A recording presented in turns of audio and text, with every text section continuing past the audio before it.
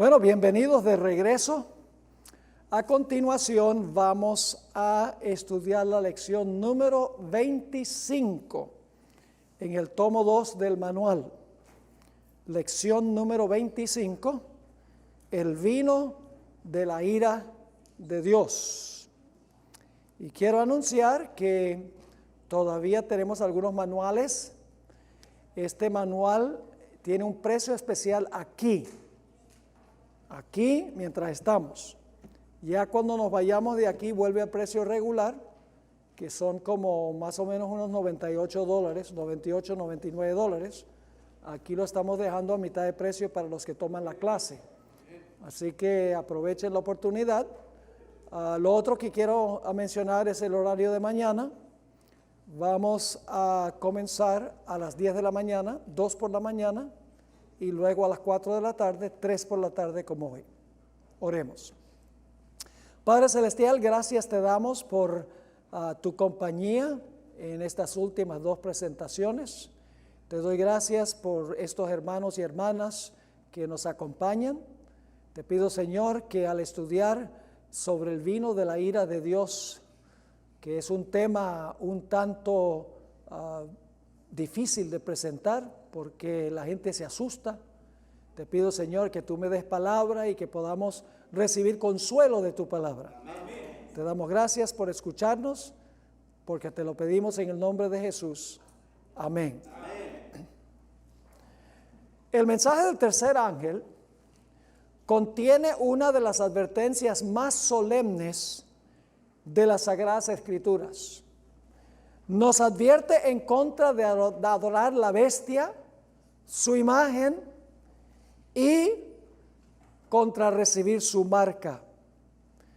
Pero ¿cómo podemos evitar adorar a la bestia, su imagen y recibir la marca si no sabemos quién es la bestia, si no sabemos qué es la imagen y si no sabemos cuál es la marca de la bestia? No podemos tomar decisiones sabias a menos que sepamos esto, y por eso hemos dedicado bastante tiempo a estudiar sobre la bestia de la tierra que levanta una imagen de la primera bestia. Los últimos 3 temas hemos estudiado en cuanto a la marca de la bestia, el conflicto final con respecto a 2 señales, y hoy vamos a estudiar otra frase del mensaje del tercer ángel. Vayan conmigo a Apocalipsis 14 y vamos a leer otra vez los versículos 9 hasta el versículo 11. Y el tercer ángel lo siguió diciendo a gran voz: si alguno adora a la bestia y a su imagen y recibe la marca en su frente o en su mano, ahora viene la parte que vamos a estudiar, él también beberá, palabra clave, también beberá ¿de qué? Del vino de la ira de Dios. Esta no es el vino de Babilonia, este es otro vino. Beberá del vino de la ira de Dios, que ha sido vaciado puro en el cáliz de su ira. La palabra cáliz o copa es clave. Y será atormentado con fuego y azufre delante de los santos ángeles y del Cordero, y el humo de su tormento sube por los siglos de los siglos, y no tienen reposo de día ni de noche los que adoran a la bestia y a su imagen, ni nadie que reciba la marca de su nombre. Lo que vamos a estudiar en nuestro tema de hoy es el beber del vino de la ira de Dios, que ha sido vaciado puro en el cáliz de su ira. Esa es la parte del mensaje del tercer ángel que vamos a estudiar. Ahora, después de los 1000 años que se mencionan en Apocalipsis el capítulo 20, la nueva Jerusalén descenderá del cielo, y dentro de la ciudad estarán los salvos, y fuera de la ciudad estarán los perdidos. Ahora yo pregunto, ¿los que están en la ciudad fueron pecadores? Sí. ¿Fueron pecadores? Sí. ¿Los que están afuera fueron pecadores?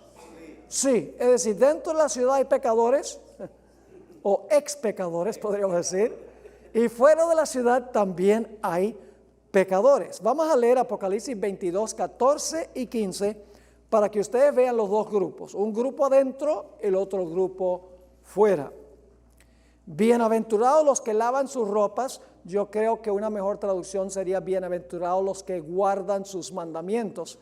En otra presentación yo muestro por qué se debe traducir de esa manera, pero estoy leyendo la Reina Valera del 60. Bienaventurados los que lavan sus ropas para tener derecho al árbol de la vida y para entrar por las puertas en la ciudad. ¿Cuál ciudad? La Nueva Jerusalén.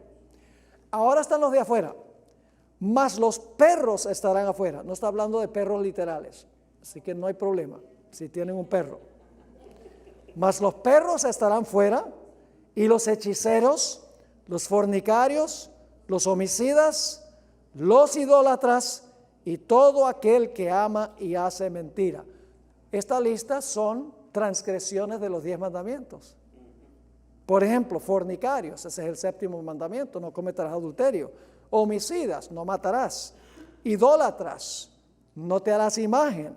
El que ama mentira, no hablará falso testimonio. Están afuera los que quebrantan los mandamientos y dentro están los que guardan los mandamientos. Pero ambos grupos en algún momento fueron pecadores. ¿Por qué los que están dentro de la ciudad, aunque fueron pecadores, están allí? Mientras que los que están fuera de la ciudad, que también fueron pecadores, están fuera de la ciudad. Vamos a contestar esa pregunta en nuestra presentación en los próximos minutos. Vamos a la pie de la página 299 ahora en el manual. El libro de Apocalipsis nos dice que el vino de la ira de Dios recaerá sobre los impíos sin mezcla de misericordia. Y esto comienza con el derramamiento de las 7 postreras plagas. No termina con el derramamiento de las 7 plagas, pero comienza el derramamiento de la ira de Dios sin mezcla de misericordia sobre los impíos con las 7 plagas. Vamos a Apocalipsis 15 y el versículo 1. Aquí se habla de 7 ángeles que van a derramar sobre la tierra la ira de Dios contra los impenitentes. Dice allí: vi en el cielo otra señal, grande y admirable, 7 ángeles que tenían las 7 plagas postreras, porque en ellas se consumaba la ira de Dios. Es decir, aquí es que culmina la ira de Dios. Las copas están llenas y rebosando. Y eso me lleva a nuestro siguiente punto. Las 7 plagas están en copas que se van a derramar. No copas literales, la copa es simbólica del vino que va a derramar Dios sobre los impíos. Noten que el vino de la ira de Dios está en copas. Apocalipsis 16 y el versículo 1. Oí una gran voz que decía desde el templo a los 7 ángeles: id y derramad sobre la tierra las ¿qué? Las 7 copas de la ira de Dios. ¿Qué es lo que contienen las copas? La ira de Dios está contenida en las copas. Ahora, ¿quiénes son los que van a beber el vino que está en las copas? Apocalipsis 14, 9 y 10, que ya leímos, vamos a leerlo de nuevo. Está hablando de el mensaje del tercer ángel. Y el tercer ángel lo siguió diciendo a gran voz: si alguno adora a la bestia, que hemos identificado como el poder papal, y a su imagen, cuando un país protestante como los Estados Unidos hace una imagen de la primera bestia, uniendo la iglesia con el Estado, y recibe la marca, que es la observancia del día falso de reposo, en su frente o en su mano, él también beberá del vino de la ira de Dios, que ha sido vaciado puro en el cáliz de su ira. Ahora, en los tiempos bíblicos el vino se mezclaba con agua, porque cuando se tomaba puro era muy, muy fuerte. La mezcla del vino con el agua representa el hecho de que cuando está mezclado con agua, la misericordia todavía va mezclada con su ira durante el tiempo de gracia. Pero cuando se cierra la puerta de la gracia, las copas están llenas de la ira de Dios y va sin mezcla de misericordia. Ahora, aunque las 7 postreras plagas están en copas y son el comienzo del derramamiento de la ira de Dios, la ira se consuma o termina cuando los que adoraron la bestia, su imagen, y recibieron la marca, son consumidos por el fuego. Es decir, el fuego que consume a los impíos es parte del derramamiento de la ira de Dios. Vamos a leer el Salmo 11 y el versículo 6, y ustedes verán aquí que el cáliz, la ira de Dios que es derramado de un cáliz, está relacionado con fuego. Dice en el Salmo 11:6, sobre los malos hará llover, ¿qué cosa?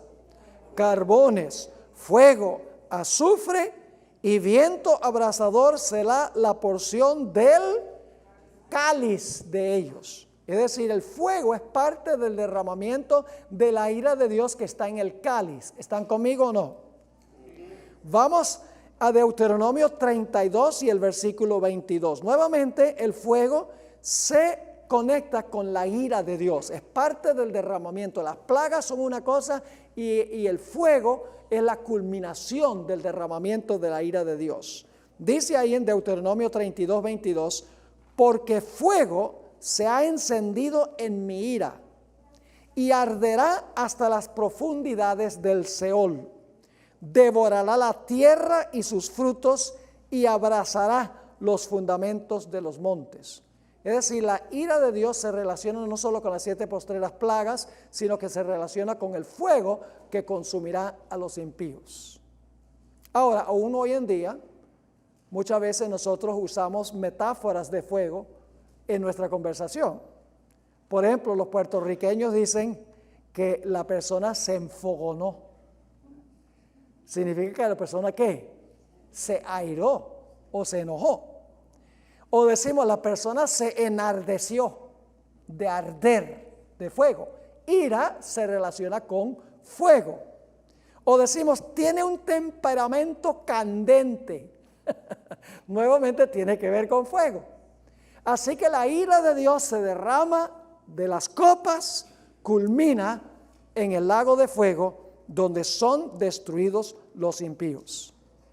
En Apocalipsis 20, 14 y 15, encontramos una descripción del lago de fuego que termina la ira de Dios. Dice allí, y la muerte y el Hades es el sepulcro, fueron lanzados al lago de fuego.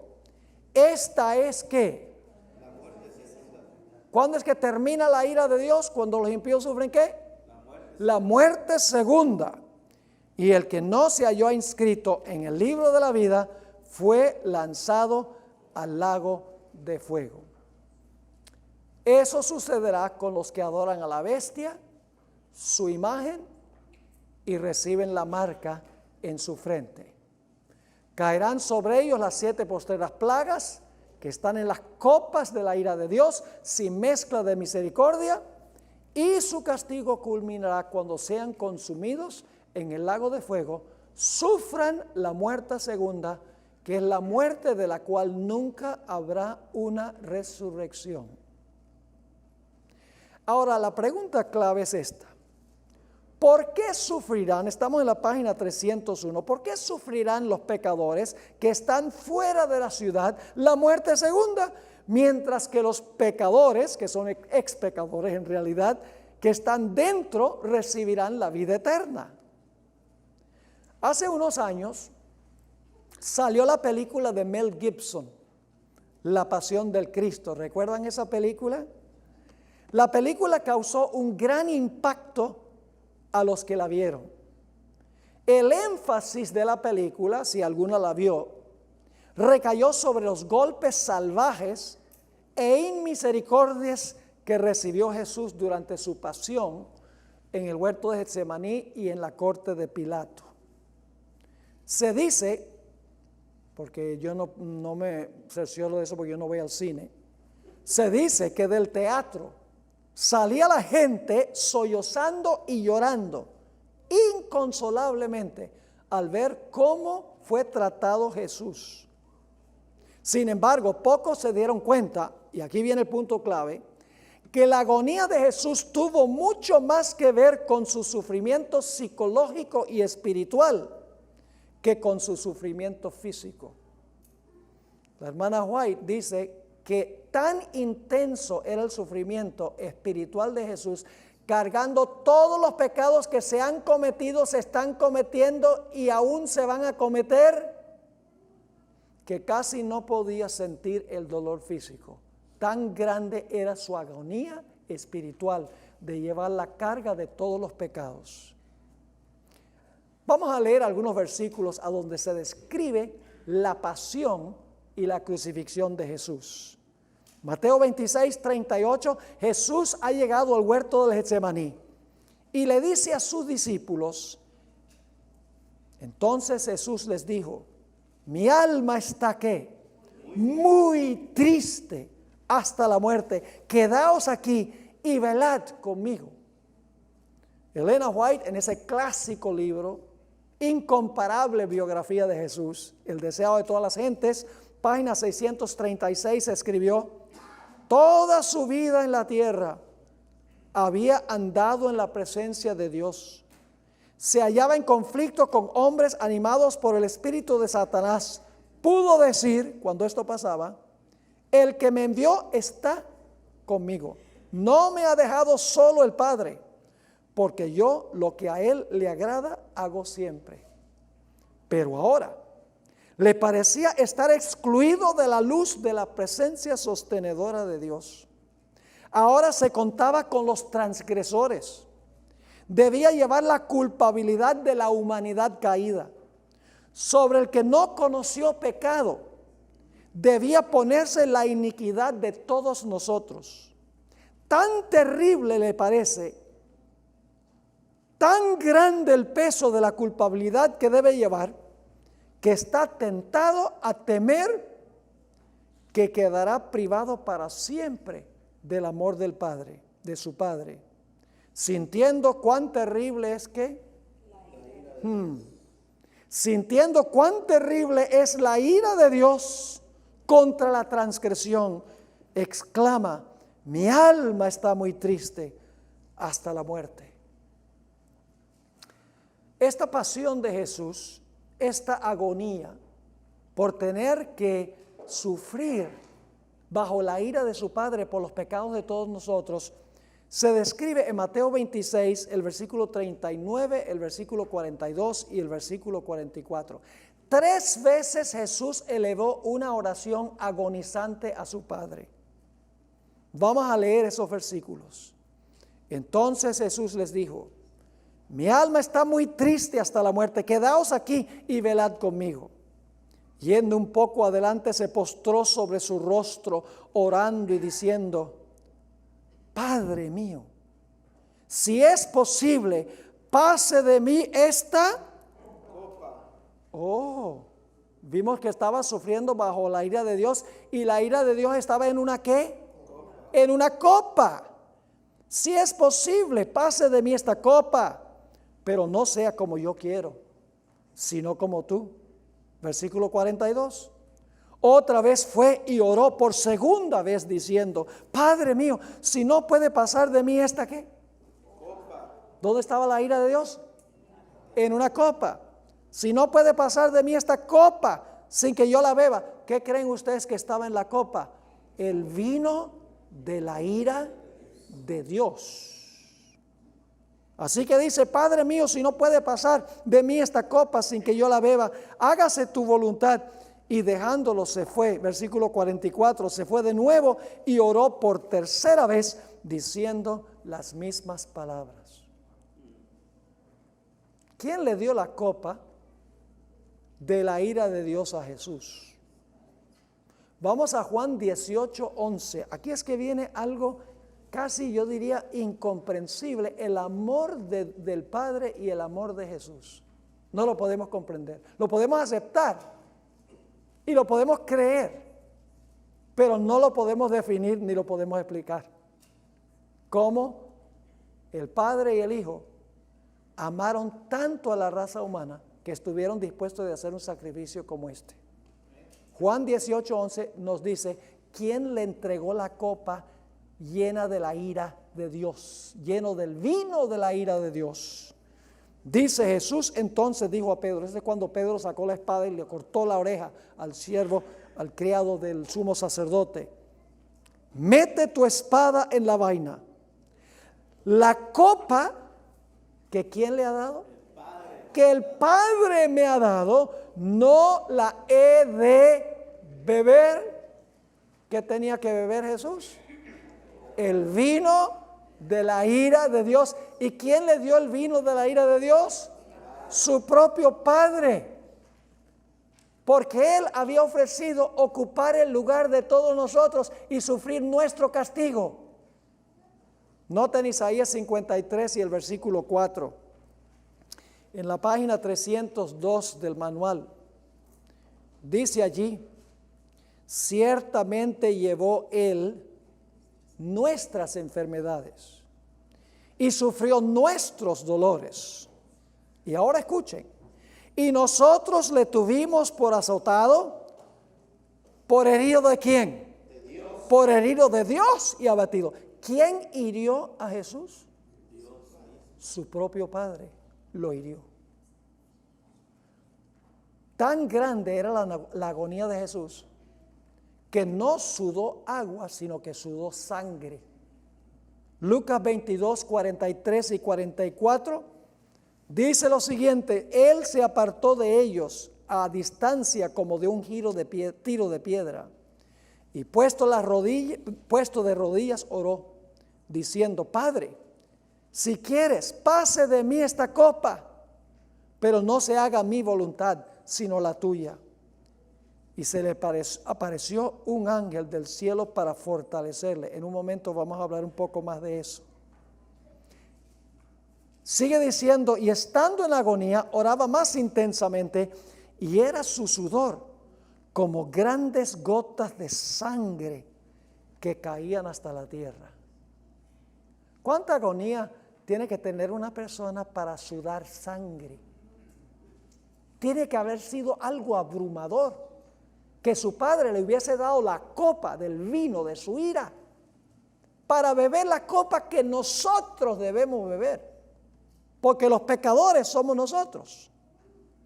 Jesús comenzó a sangrar, escuchen bien, antes que le pusieran un solo dedo encima, porque Mel Gibson, en la película, Jesús empieza a sangrar es cuando le empiezan a azotar.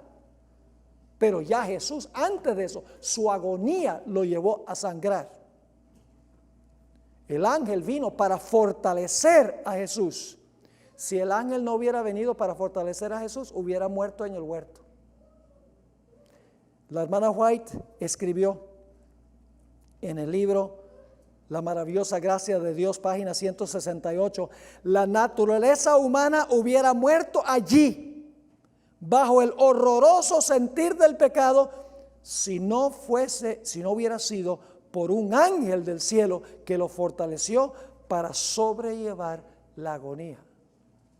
Hubiera muerto en el huerto sin que le hubiesen puesto un dedo encima. Hubiera muerto. Jesús no murió por las heridas que tenía, a diferencia de la película de Mel Gibson. Jesús murió de un corazón quebrantado. Jesús murió por la inmensa agonía psicológica, espiritual, por llevar la carga de todos los pecados del mundo.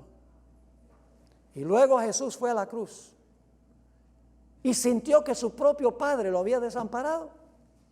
El Salmo 22, 1 y 2 describe proféticamente lo que sintió Jesús en la cruz. Dios mío, ¿por qué me has desamparado?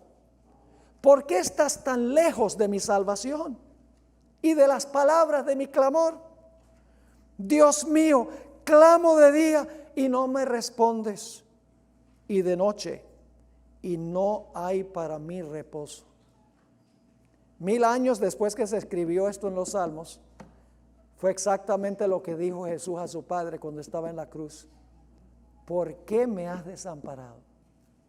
El Padre retrajo de él su rostro porque es tan ofensivo el pecado para Dios. Dios no puede habitar en la misma presencia del pecado.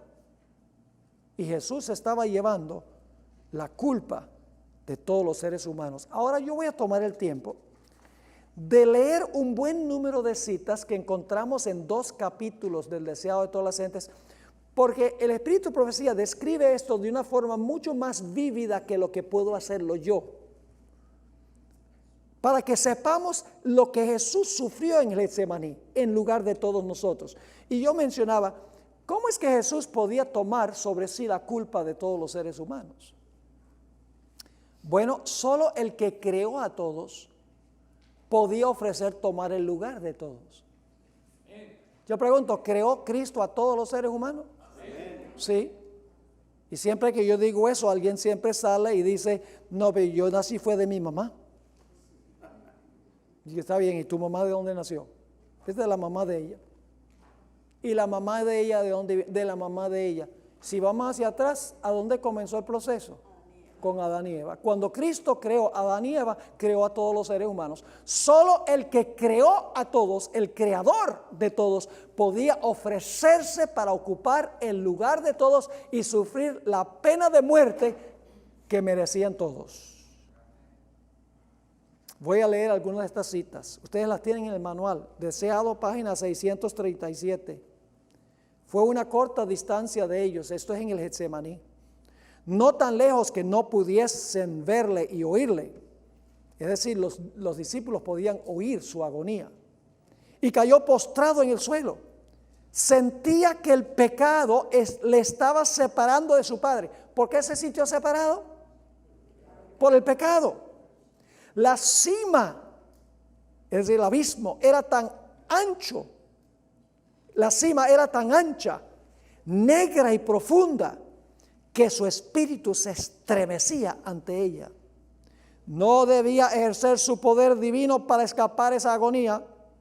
Como hombre, debía soportar la ira de Dios contra la transgresión. En la página 637 también encontramos esta cita como sustituto y garante del hombre pecaminoso. Cristo estaba sufriendo bajo la justicia divina. Veía lo que significaba la justicia. Hasta entonces había obrado como intercesor por otros. Ahora anhelaba tener un intercesor para sí. Qué lindo hubiera sido si Jesús hubiera podido tener un intercesor ante el Padre, pero Jesús habló y el Padre aparentemente le puso el oído sordo. Deseado de todas las gentes, página 638.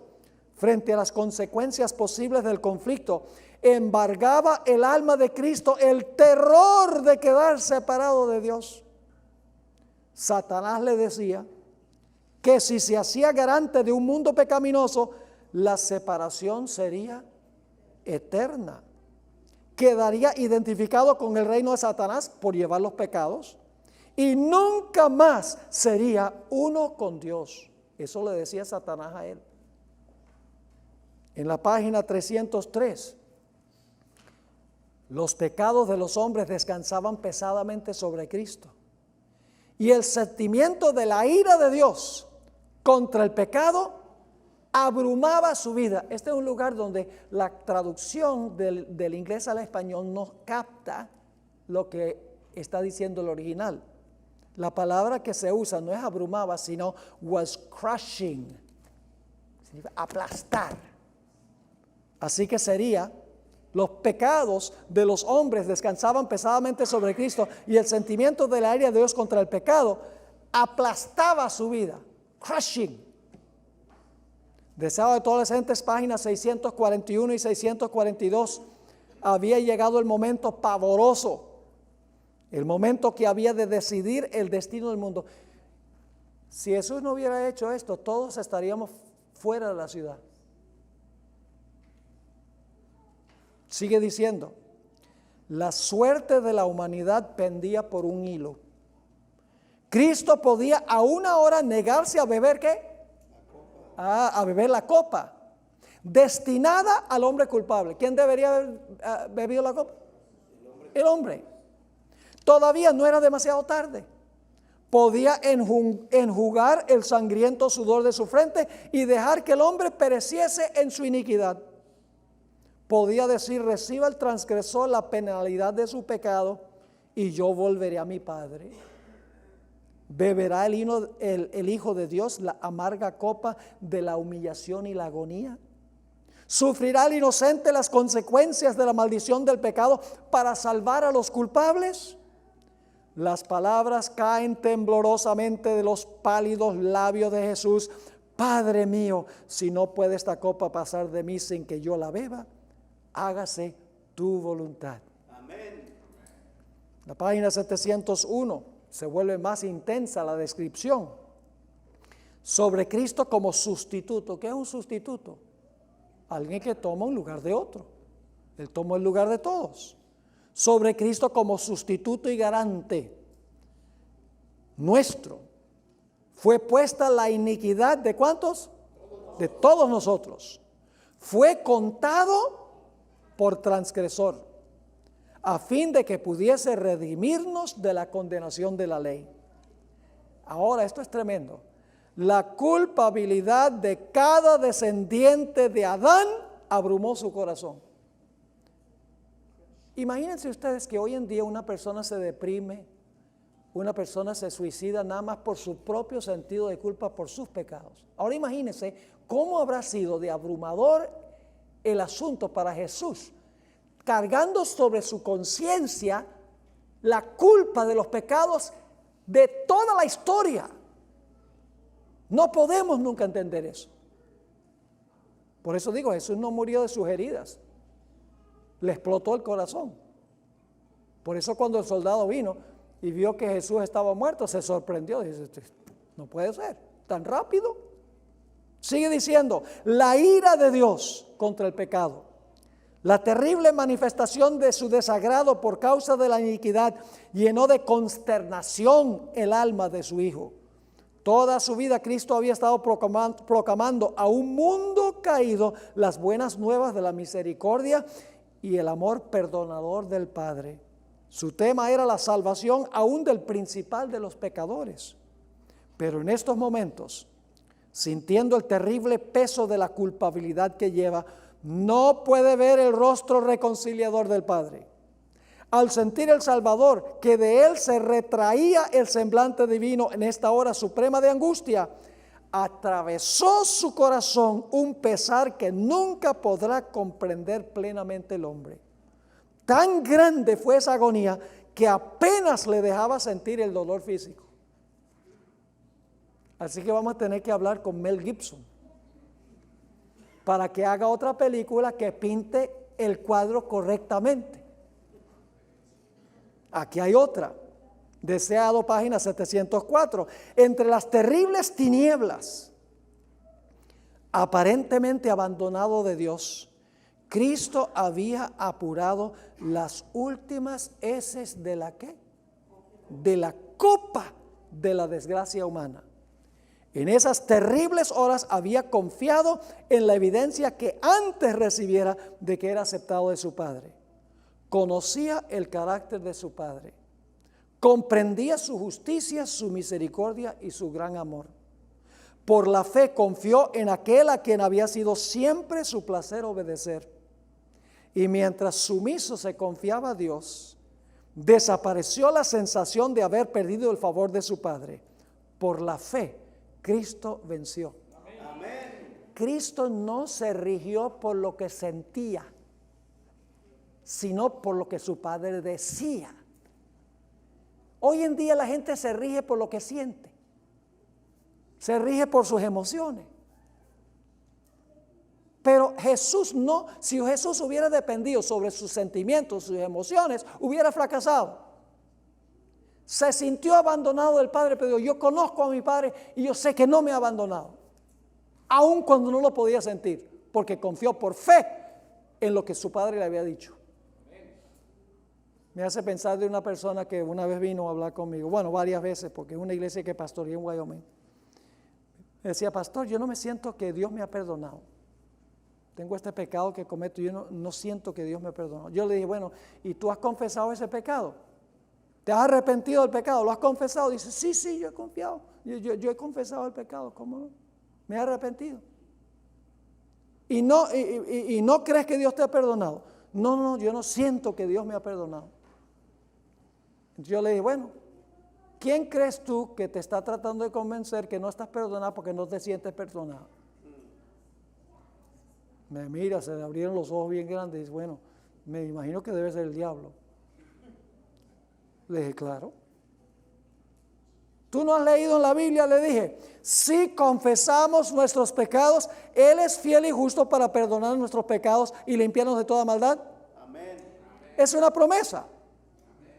Créelo porque Dios lo dice, no porque lo sientes. Porque el diablo te va a decir que porque no lo sientes no estás perdonada. El perdón no tiene que ver con cómo me siento, el perdón tiene que ver con las promesas de Dios. Si Dios dice que yo confieso mi pecado después de arrepentirme, Él me perdona y aparte de mis sentimientos yo lo creo porque Él lo dice. Amén. Por eso venció Jesús. La última cita que encontramos en esta página 701 del deseado de todas las gentes, con fieras tentaciones, Satanás torturaba el corazón de Jesús. El Salvador no podía ver más allá de los portales de la tumba. La esperanza no le presentaba su salida del sepulcro como vencedor, ni le hablaba de la aceptación de su sacrificio por el Padre. Temía que el pecado fuese tan ofensivo para Dios que su separación resultase eterna. Sintió la angustia que el pecador sentirá cuando la misericordia no interceda más por la raza humana. El sentido del pecado que atraía la ira del Padre sobre él como sustituto del hombre fue lo que hizo tan amarga la copa que bebía el Hijo de Dios y quebró su corazón. Vamos a leer ahora no la primera cita en la página 304, sino la segunda cita. Deseado de todas las gentes, 642. En esta terrible crisis, cuando todo estaba en juego, cuando la copa misteriosa temblaba en la mano del doliente, los cielos se abrieron, una luz resplandeció de en medio de la tempestuosa oscuridad de esa hora crítica. El poderoso ángel que está en la presencia de Dios, ocupando el lugar del cual cayó Satanás, vino al lado de Cristo. No vino para quitar de su mano la copa, sino para fortalecerle a fin de que pudiese beberla, asegurado del amor de su Padre. ¿Cómo les parece? ¿Por cuánto sufrió Jesús todo esto? ¿Por cuántos? Solo por los que van a estar en la ciudad. No, también por los que van a estar fuera de la ciudad. Noten Hebreos 5 y el versículo 7 describe la agonía de Jesús en el Getsemaní. Generalmente no leemos este versículo cuando hablamos de su agonía en Getsemaní, pero está hablando es de eso. Y Cristo, en los días de su carne, es decir, mientras fue ser humano en esta tierra, ofreciendo ¿qué cosa? Ruegos y súplicas, con gran clamor y lágrimas, al que le podía librar de la muerte, fue oído a causa de su temor reverente. ¿Fue oído? ¿Jesús resucitó, sí o no? Jesús resucitó. Ahora, durante toda su vida, Jesús había sentido la presencia de su Padre, pero en el Getsemaní no. En Juan 8:29, mientras Jesús estaba en su ministerio, dice, porque el que me envió, conmigo está. No me ha dejado solo el Padre, porque yo hago siempre lo que le agrada. Pero cuando estaba en la cruz, era una cosa distinta. Padre, ¿por qué me has desamparado? Jesús sufrió la condena que debe sufrir cada ser humano pecador en este planeta. ¿Cuántas personas han existido en este planeta? Bueno, ahora se calcula que puede haber entre 7 y 8 billones. ¿Y cuántos han vivido antes de ahora? No podemos imaginarnos cómo se habrá sentido Jesús en Getsemaní, llevando la carga de culpa que llevó. En Gálatas 3:13 se describe por qué Jesús sufrió de esta manera. Dice, Cristo nos redimió. ¿De qué? De la maldición de la ley. Paremos un momento ahí. ¿Cristo nos redimió de qué? De la maldición de la ley. ¿Saben lo que dicen algunos cristianos? Dicen, la ley es mala porque nos maldice. La ley no nos maldice. La ley no nos maldice porque la ley es mala, sino porque nosotros somos malos. Les doy un ejemplo. Si yo llego a un semáforo que está en rojo y me como el semáforo, ¿estoy bajo la condenación de la ley? Sí. Estoy bajo la maldición de la ley. Si hay un policía por ahí, me va a aplicar la multa, me va a aplicar el castigo. Yo sé cuál es el problema. Yo sé cómo podemos resolver este problema. Nos deshacemos de la luz y del policía, porque ellos tienen la culpa de que yo reciba la multa. Absurdo. El problema no es con la luz y el policía. El problema es conmigo. La ley nos maldice porque pecamos, pero la ley es santa, justa y buena. Y Dios no va a clavar en la cruz lo que es santo, justo y bueno, como dicen muchos cristianos. Lo que necesita cambiar no es la ley, sino nosotros. Noten lo que dice Gálatas 3:13. Cristo nos redimió ¿de qué? De la maldición de la ley. ¿Y cómo lo hizo? Hecho por nosotros maldición. Porque está escrito, maldito todo el que es colgado en un madero. Esa cita viene de dos textos del Antiguo Testamento. Maldito el que cuelga en un madero. Viene de Deuteronomio 21, 22 y 23 y de Josué 10, 23 al 27. Cuando una persona bien impía era muerto en Israel, era castigado, varias cosas ocurrían. Primero, se consideraba que estaba bajo la maldición y el abandono de Dios. Los impíos eran colgados en un madero fuera del campamento. El cuerpo del criminal quedaba en el madero hasta la puesta del sol.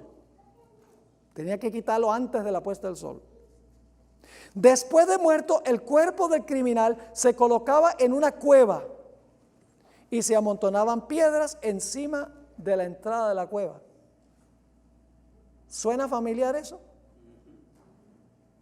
Porque dice, Pablo está citando estos versículos. Maldito todo aquel que cuelgue en un madero. Yo pregunto, ¿a Jesús lo trataron como un criminal?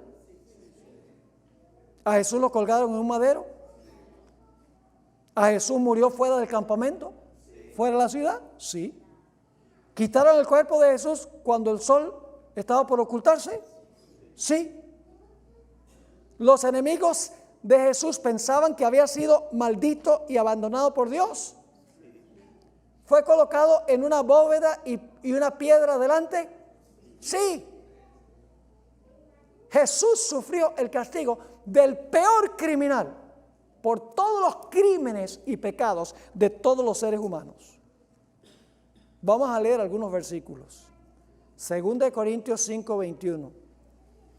Al que no conoció pecado, por nosotros lo hizo pecado. El Padre lo hizo pecado. ¿Con qué propósito? Jesús, que no conoció pecado, el Padre lo hace pecado, es decir, pone el pecado sobre él. ¿Con qué propósito?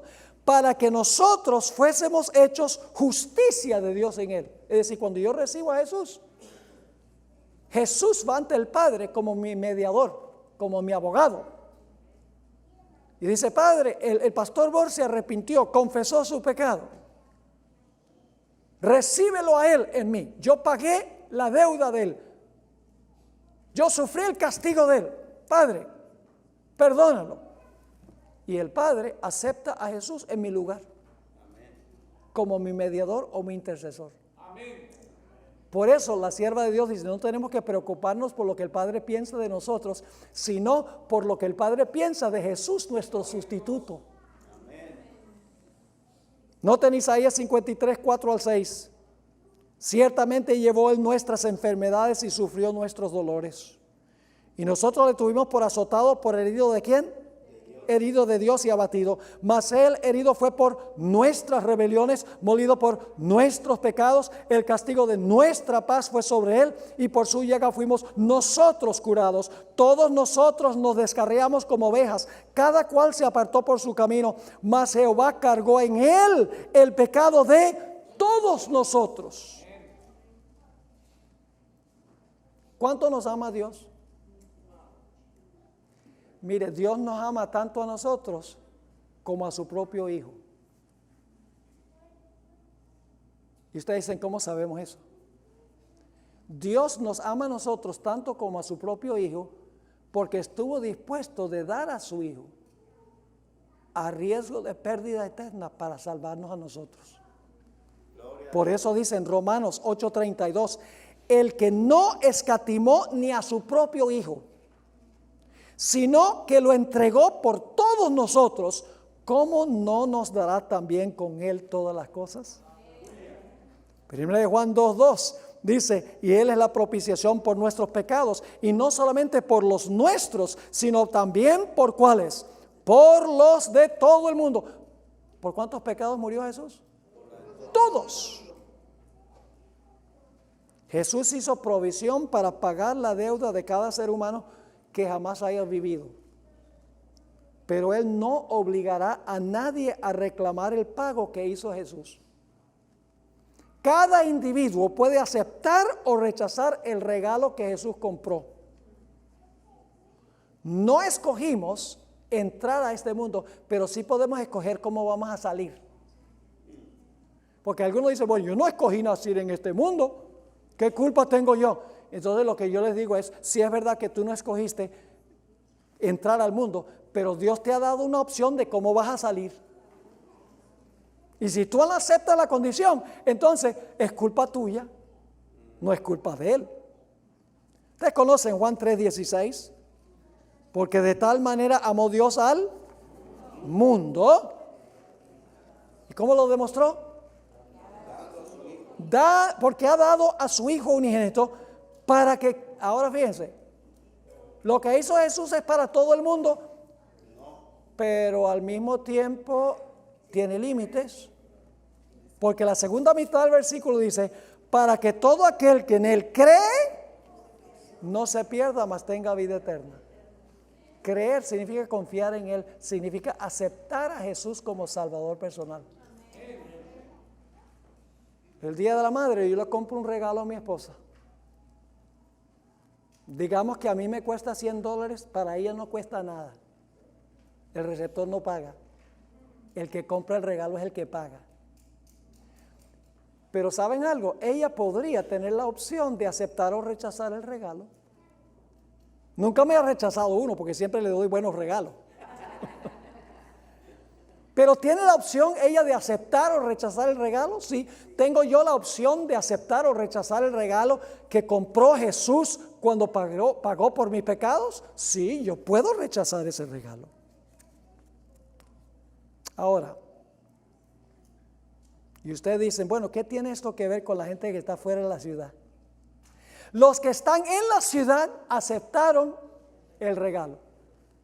El regalo que Cristo compró, fueron pecadores, sí, pero en el Getsemaní Jesús cargó todos sus pecados y ellos aceptaron el pago que hizo Jesús, arrepentidos, confesando su pecado y teniendo fe en Jesús. Los que estaban afuera no hicieron eso. Vamos a Apocalipsis 20, 7 al 9. Apocalipsis 20, versículos 7 al 9. Cuando los 1000 años se cumplan, Satanás será suelto de su prisión y saldrá a engañar a las naciones que están en los 4 ángulos de la tierra. Ahora escuchen esto, a Gog y Magog, a fin de reunirlos para la batalla, el número de los cuales es como la arena del mar. La hueste de los impíos se le llama Gog y Magog. Y dice, y subieron sobre la anchura de la tierra y rodearon el campamento de los santos y la ciudad amada, y de Dios descendió fuego del cielo y los consumió. La reunión de los impíos, como la arena del mar, se describe como Gog y Magog. Y usted dice, ¿qué es eso de Gog y Magog? Hay que ir al Antiguo Testamento. Más específicamente a Ezequiel 39, 17 al 19. Los tienen en su manual. Y tú, hijo de hombre, así ha dicho Jehová el Señor. Aquí está hablando de lo que va a hacer Dios con aquellos que pelearon contra el pueblo de Dios, que lucharon contra Jerusalén para destruir al pueblo de Dios. Y tú, hijo de hombre, así ha dicho Jehová el Señor. Di a las aves de toda especie y a toda fiera del campo, juntaos y venid. Reuníos de todas partes a mí, ¿qué? A mi víctima que sacrifico para vosotros. Está hablando de los impíos. ¿Cómo se describe a los impíos? ¿Qué cosa? Víctima. Esto es el lenguaje del santuario. Víctima que sacrifico para vosotros. Un sacrificio grande sobre los montes de Israel. Y comeréis, está hablando de los animales, de las aves, y comeréis carne y beberéis sangre. Comeréis carne de fuertes y beberéis sangre de príncipes de la tierra. Y ahora habla de toda clase de animales que se usaban en el sistema de sacrificios. De carneros, de corderos, de machos cabríos, de bueyes y de toros, engordados todos en Basán. ¿Cómo se describe la destrucción de los enemigos del pueblo de Dios? Con lenguaje del santuario, víctima, sacrificio. Y luego se mencionan animales que se usaban en el servicio del santuario: carneros, corderos, machos cabríos, de bueyes y de toros. Versículo 19: comeréis grosura hasta saciaros y beberéis hasta embriagaros de sangre de las víctimas. Nuevamente el lenguaje del santuario, que para vosotros, ¿qué cosa? Sacrifiqué. O ustedes dicen, pastor, ¿qué es esto? Le voy a explicar de una forma sencilla. Hay dos formas en que usted puede salvarse, en que usted puede resolver el problema de su pecado. La primera manera es colocando sus pecados sobre Jesús, aceptando a Jesús como Salvador, y la muerte de Él cuenta como la muerte suya. Pero hay otra manera en que usted puede satisfacer las exigencias de la ley. Puede morir usted. Yo pregunto, ¿un pecador, cuando el pecador muere, él pagó por sus pecados? Sí. Porque la paga del pecado es ¿qué? Muerte. Así que si tú no recibes a Jesús, tú vas a ser como una víctima sacrificada y vas a perecer, vas a sufrir segunda muerte, el castigo. ¿Queda satisfecha la justicia de la ley cuando un pecador muere? Sí, porque la paga el pecado de muerte. Ah, pero usted dice, pastor, pero yo no quiero morir. Entonces tú tienes que aceptar a Jesús como víctima sacrificada. Porque si tú no aceptas a Jesús como víctima sacrificada en tu lugar, entonces pasa esto: tú llegas a ser la víctima que paga por los pecados que cometiste. ¿Están conmigo o no están conmigo? Ahora vamos a anotar los versículos aquí. Porque la paga del pecado es muerte. Aquí debemos comparar el pecado con un ¿cómo diríamos? Con el dueño de una empresa. Dice, mira, yo soy el Señor pecado. Si tú trabajas para mí, yo te voy a pagar. Yo te voy a pagar, y la paga de que trabajes por mí, el Señor pecado, es muerte. Yo no le puedo decir, no, pero yo no quiero que me pagues. No, nada. Tú trabajaste y yo te pago. ¿Quién paga? El que trabaja por el Señor pecado. Pero, por el otro lado, la dádiva de Dios, el regalo de Dios, ¿es qué? Vida eterna en Cristo Jesús, Señor nuestro. ¿Quién compró el regalo? Cristo Jesús. Así que hay dos maneras de pagar por el pecado. O lo pagó Jesús aceptándolo yo, o lo pago usted. Y lo pago yo. Hay un grupo que no va a estar en el libro de la vida. No va a estar en el libro de la vida del Cordero. Inmolado desde el principio del mundo. Dice en Apocalipsis 13:8, ya pasando por alto Apocalipsis 20, 14 y 15, donde viene la etapa final del castigo, es cuando los impíos son destruidos en el fuego. Esa es la culminación del derramamiento de la ira de Dios. Dice en Apocalipsis 13:8, hablando de los que adoraron a la bestia y su imagen y recibieron la marca y la adoraron a la bestia. Todos los moradores de la tierra, ¿cuyos qué? Nombres. Cuyos nombres no estaban escritos en el libro de la vida del Cordero, que fue inmolado desde el principio del mundo. ¿Qué va a pasar con los que adoren la bestia, su imagen y reciban la marca? Sobre ellos caerá la ira de Dios sin misericordia. Ay, dice, pero Dios es muy duro con ellos. La culpa no es de Dios. Cristo murió por los pecados de ellos también. Compró el regalo para ellos también. Pero ellos escogieron rechazarlo. Dijeron, no, gracias, no queremos el regalo que tú compraste. Por lo tanto, la culpa no la tiene Jesús. La culpa la tiene el pecador. ¿Entienden un poco mejor lo que significa el vino de la ira de Dios? Sí. O tú aceptas a Cristo, quien bebió el vino en tu lugar, o tú vas a tener que beber el vino. ¿Cuál es nuestra elección? Es una decisión muy fácil. Yo he escogido hace mucho tiempo que voy a aceptar a Cristo quien bebió el vino de la ira de su Padre en mi lugar. Amén. Por eso los que están en la ciudad, aunque eran pecadores, tienen derecho a estar ahí y la vida eterna. Amén. Y los que están fuera de la ciudad tuvieron la oportunidad, podrían haber aceptado el regalo, pero lo rechazaron. Y serán las víctimas que se reúnen alrededor de la ciudad, lenguaje del santuario, el gran sacrificio de sus vidas por no haber aceptado el sustituto. Que Dios nos ayude a recibir a Jesús como nuestro Salvador personal. Amén.